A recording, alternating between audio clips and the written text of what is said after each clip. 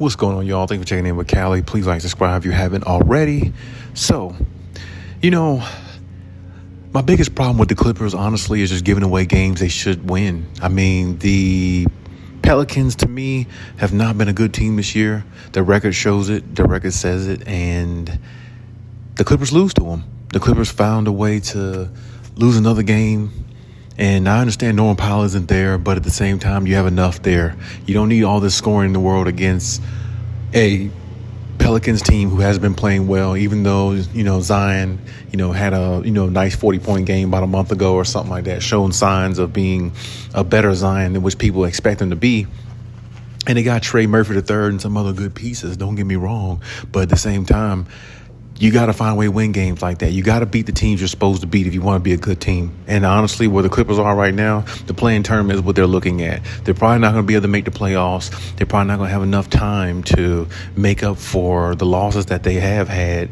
And some of the losses they had this year has been ugly, because they've had 20-plus point leads and gave them away, took their foot off the gas, don't really have no direction. The coaching is a question always, seems like this year. This might be the worst year Ty Lue has had as a coach for the Clippers or with the Clippers, so I'm not expecting much in that area regards of the coaching, but the players got to go out there and play as well. The coach can only coach as much as they can, but you have to actually got to go out there and put in the work. And it's good to see Kawhi. He put up like 29 points last night. He played good the night before he hit the game-winning shot. So Kawhi's getting his legs back under him, but they can't just always focus on him. They have to be able to play as a unit. And I just don't know if they have enough time to gel and get the chemistry they need to beat the team they need to be going against these other teams that are highly competitive. And the Clippers just really look like they're in a bad funk right now. And I don't know if they could really find their way out of it because it's just too late in the season to try to flip a switch and then turn into who you need to be. And then Norm Powell's not there, a big part of their offense that they can be having or using in these games where they do have leads or, the game is tied and they have another scorer on the floor that makes them more of a threat, against opposing teams that they're playing.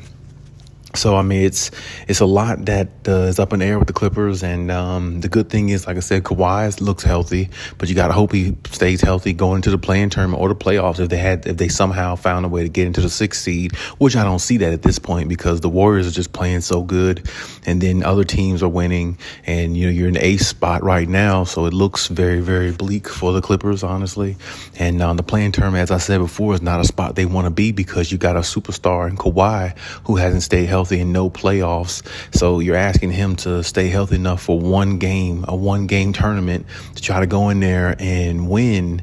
And his back is against the wall with the team because they just don't find ways to win when they need to. They really don't. I mean, the game-winning shot the other night was great, but, honestly, it shouldn't have took that much against the Kings. You have a better team than the Kings to me, even though they got DeRozan and, Zach LaVine, but you saw what they were on the Bulls. The Bulls, weren't that good of a team, even though the Kings got better pieces, but the Kings would be a problem for the Clippers too. They had to play them again as well. But my point is, I still feel like they're a better team than the Kings. I really do. And some of the teams they lost to this year has been very questionable, and it is getting worse with the Clippers. It really is not getting better. And you can't just keep giving away games you're supposed to win. You can't do that. You have to win the games you're supposed to win. You have to beat the teams you're supposed to beat if you want to be a good team and put yourself in position to win. Going to the play-in tournament, now you're asking Kawhi and this team to try to go from that distance all the way to a finals. That's going to be tough. That's going to be very tough. You got to have the right pieces around you. You got to have the right coaching. You got to have all that. That's the reason why Miami did it a couple years ago with Jimmy Butler and Eric Spoelstra, and the pieces that Eric Spoelstra put around Jimmy Butler that play hard, don't beat themselves, don't turn the ball over much, play within their means and go out there and give it all on defense. That's the type of team you're going to need to get out of the play-in tournament. That's the only way. So if the Clippers can't play with that intensity, they're not going to win. They're just not going to win, plain and simple. So it'd be another bust season for the Clippers. And I tell you, if they go out in the play-in tournament, this whole team will look different next year.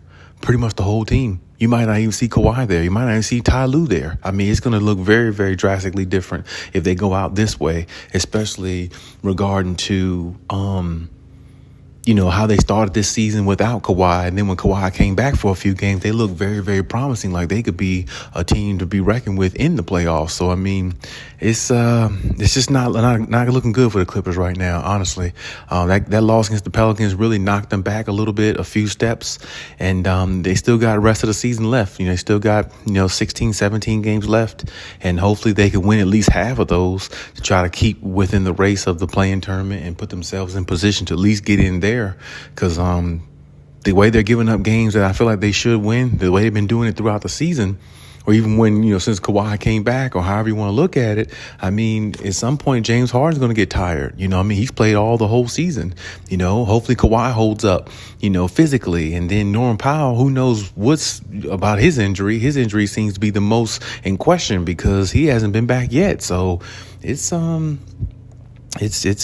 looking good for the Clippers, but, we keep hope alive and see what happens. But, man, I never saw this coming.